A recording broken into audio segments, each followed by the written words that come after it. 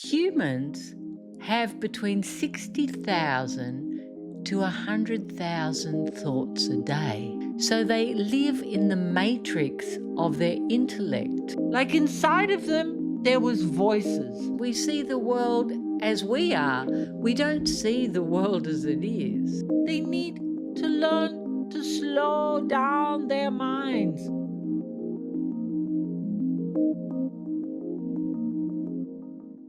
Hi everyone, welcome to the Isha Judd Podcast. Today we have a very special subject which Elizabeth chose herself.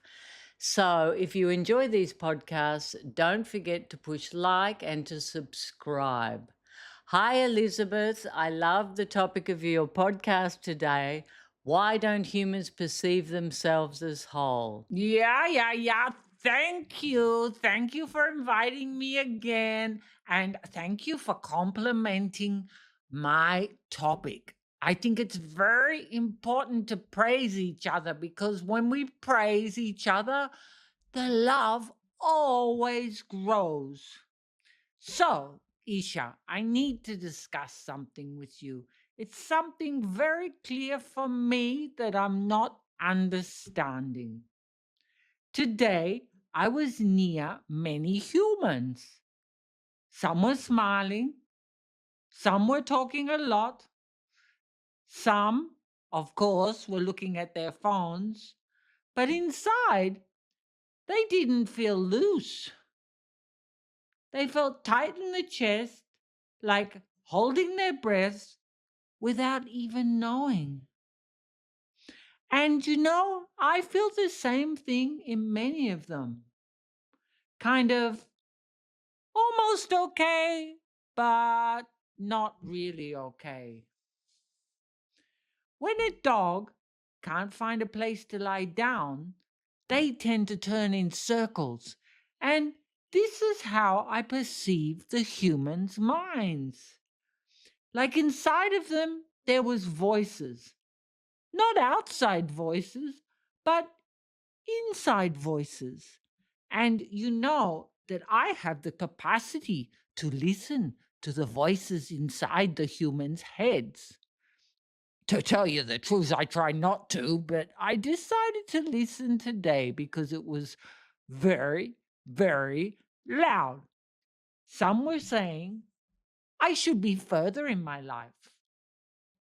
Some were saying I'm late. Others were thinking, I'm not good at this. I should be different. I should be more.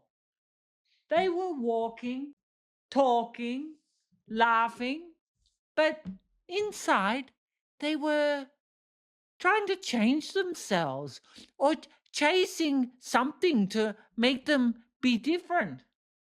Why do humans run inside when they are standing still outside?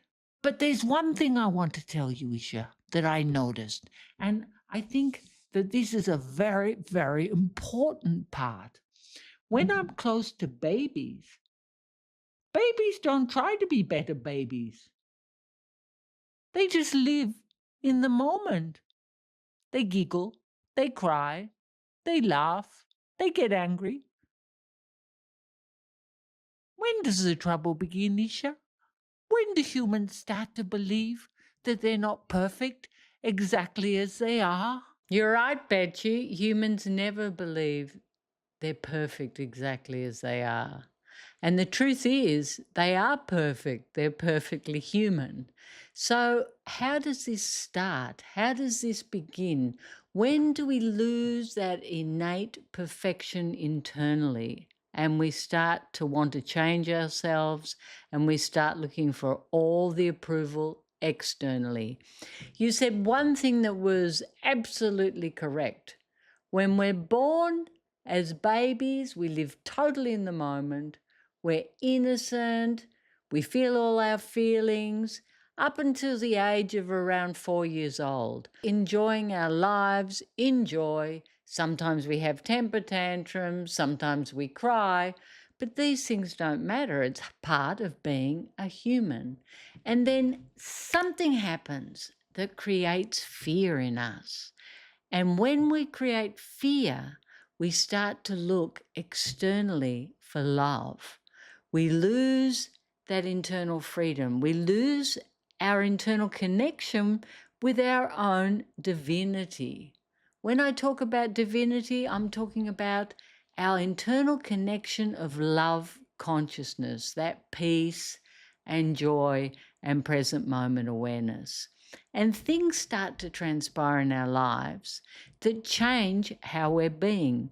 It's as if initially we're looking through this completely crystal clear window, but as time goes by and things happen, we start to perceive differently. Firstly, we start to perceive there's something wrong with us. We're not doing it well enough. We're not clever enough. We're not beautiful enough. We're not fast enough.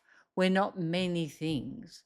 And we start to compare ourselves to our brothers and sisters, to the people at school. The teachers at school tell us things. And bit by bit, our window of perception starts to change, and we can't see, firstly, our own internal perfection, and secondly, we can't see the world clearly. The truth is, we see the world as we are. We don't see the world as it is because we have so much fear of not being good enough.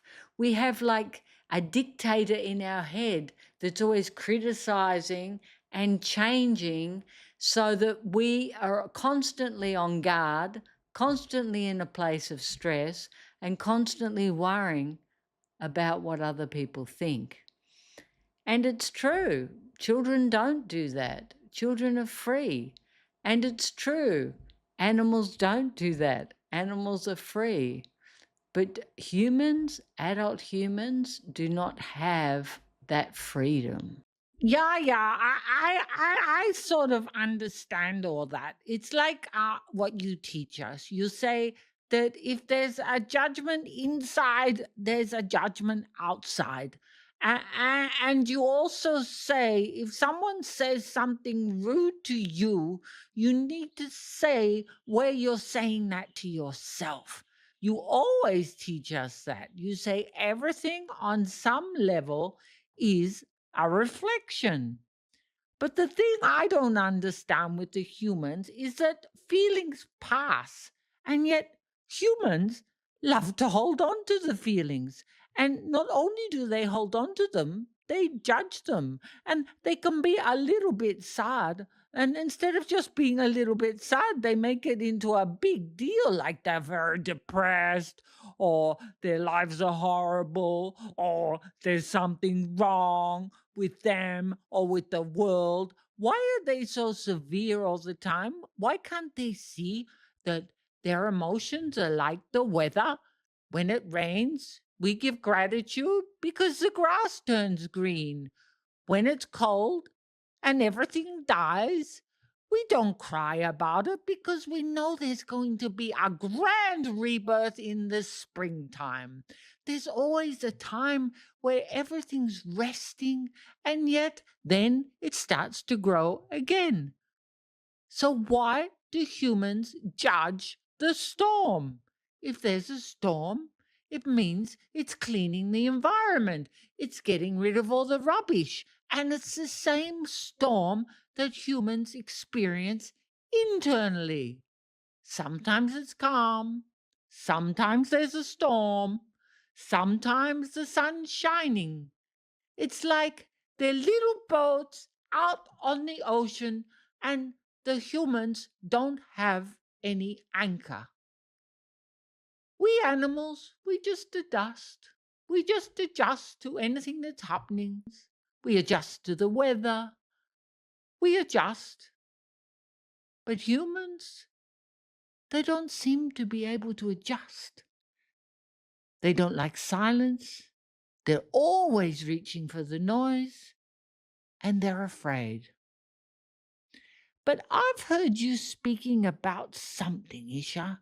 I've heard you speaking about unification. What's that about? Firstly, I want to explain something to you. I think there's something that you need to know that's quite important. Humans have between 60,000 to 100,000 thoughts a day. So they live in the matrix of their intellect. Wow, that's a lot of thoughts. Whose job is it to count them all? In the matrix of the intellect, Betchie, they start to create their own world, and their world is created through their perceptions. Now, you ask me why they can't let go of anything. And the reason is that everything that transpires in a human's life is not only recorded in their memory, it's recorded in their bodies. Their bodies become dense, they're full of stress, they have toxins from old illnesses, sometimes they have breakages, all sorts of things happen to humans, and it starts to break down their electric circuits. So that very high vibration we have when we are children is no longer there. When I talk about unification, I'm talking about unifying the mind with the heart. But what is it that carries the vibration of the human? It's the body. So we have to define something that can eliminate all of that trauma, all of those fears, all of those stuck emotions we've accumulated throughout our lives, so we can carry a higher vibration. And this is what unification is for. We go very deep inside and we start to liberate everything that vibrates in a low frequency. And as that starts to leave, we start to see the things in our lives that hold us in negativity, because it's that negativity and that density that's creating our perception. When we don't trust, where we're not open to love, where we don't believe in ourselves, where we think we don't deserve, where we think we're not good enough, all of these things that stop us from being the best of who we truly are. But not only that, when we have such extreme internal density, we live in our head. And what is it that's special about the head? The head lives in duality, good, bad, right, wrong, and all of those perceptions are very much an individual experience. When we start to unify with our hearts, we start to live in the moment and we stop judging the outside because we're loving ourselves. And when we stop judging the outside, we start to experience peace. The intellect doesn't have to work so hard to categorize and box everything.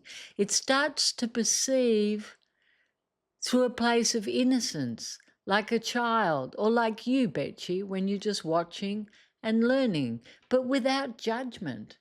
And when you live without judgment and you've released the judgment within yourself, you stop judging the outside. You just see consciousness in evolution. Everyone's evolving, everything's evolving. And the higher your vibration, the more joy, the more peace, and the more present moment awareness you enjoy. And in a modern busy life, it doesn't matter where you are or what you're doing, you can keep enjoying this peace when you learn to unify with yourself. So you imagine if you can move through a chaotic situation but have internal peace, if you can be in a volatile situation and have internal peace, if you can receive judgments and those judgments are like the wind through your hair and they're not touching you on a profound level because you have so many judgments with yourself, imagine the type of freedom you enjoy. And this is the gift of unification. Isha, you say that humans are whole, but they forget. So I keep watching and listening and feeling. I want to tell you what I notice. Maybe it helps you to remember. I'm only a dog. I don't try to improve myself. I don't wake up thinking how to be a better dog. I just wake up and I'm Betchy again. Sometimes I sit near humans and I feel their hearts beating fast, even when they're still. The humans, they need to learn to slow down their minds because when they slow down their minds, every part of their organisms becomes still. Their bodies are still here, but they're not running somewhere else. Is that unifying? You say that unifying is when the head and heart work together instead of pulling apart, when thinking and feeling are not fighting. Then, does love unify? Is love unify? Love is what allows the mind to soften and the heart to stay open at the same time. I keep wondering about that. If love unifies, then when humans are hard on themselves, are they dividing inside? When they say, this part of me is bad, does that push one part outside the door? I remember you saying, Isha, that unifying means not to reject anything internal, not to judge anything internal, just to see it as part of our evolution. And that which doesn't serve, we just need to let it go. But with love. And another thing you taught me was it's our responsibility to love ourselves. No one else can love us unconditionally. We need to love ourselves unconditionally. Not that we have to like ourselves, but we have to love ourselves. And the things we don't like, we're going to change. Is that correct? Did I hear you clearly, Isha? You heard me perfectly, Betchy. You always seem to understand me perfectly. I always see you when I'm giving the talks in the center. You're sitting there listening so attentively. It's true, sometimes you fall asleep, but most of the time you're listening. It's so important for humans to be loving with themselves. If you imagine when you're teaching a child to walk and it falls down, you don't scream at the child, you don't become angry with the child, you just encourage the child, you stand them up again, and you keep helping them to walk. And this is how humans need to be with their own growth. Their growth needs to be a place of adventure, a place where they're making self discovery, a place that they're touching in areas that are unknown, only to enhance their life experience and to enhance their experience of love consciousness. Once we come back to our natural way of being, which is to live in love consciousness, we can have a busy modern life, but we never lose ourselves. We never abandon ourselves. And that's the most precious gift we can give to ourselves and to the world, because people that have that experience naturally give to the world. It's like they're like children with a secret. They want to teach other people how to be free. That's the nature of humanity when it's anchored in love. But when it's not anchored in love, it wants to grasp, it wants to control, it wants to take. It doesn't care about the outside. All it cares about is its own internal fears. So, yes, to unify is the most important we can do. The most important thing to unify with ourselves. I want to mention one more thing that I noticed that humans do. They compare themselves. One looks at another and suddenly they feel small. Dogs don't compare. We just are. We can have a Great Dane or a Chihuahua, and they both equally have as much to say to each other. We can have a beautiful Afghan going to the show with all their hair blonde and groomed, or we can have a scruffy street dog, but we don't think that one's better than the other. We just think they are how they are.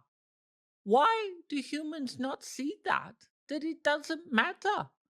It's how they are is absolutely perfect. We dogs understand that. We don't compare. We don't judge. We don't even feel that there's something wrong with our friends. We just love them. If they annoy us, we growl and bite them, but then we become friends again. Like, we don't hold on to grudges. Well, maybe we hold on to our bones, but apart from that, we're very open all the time. Why can't humans be like that? Why can't they see that everyone's different, but everyone's perfect? Because I know that's the truth. And you say, Isha, our only responsibility is to be the best of who we are. And that's what we're here to give the best of who we are. No matter how we look, no matter what we've done, or no matter where we've come from. I remember when I lost my eye, you said, Betchie, you're still the most beautiful girl in the world. And I could see that very clearly, even through my one eye. That's right, Betchy. You are the most beautiful girl in the world, and you're certainly the greatest friend anyone could possibly have. Thank you so much for sharing all your wisdom with us. And remember, Betchy, you've got to come back next week because you're permanent.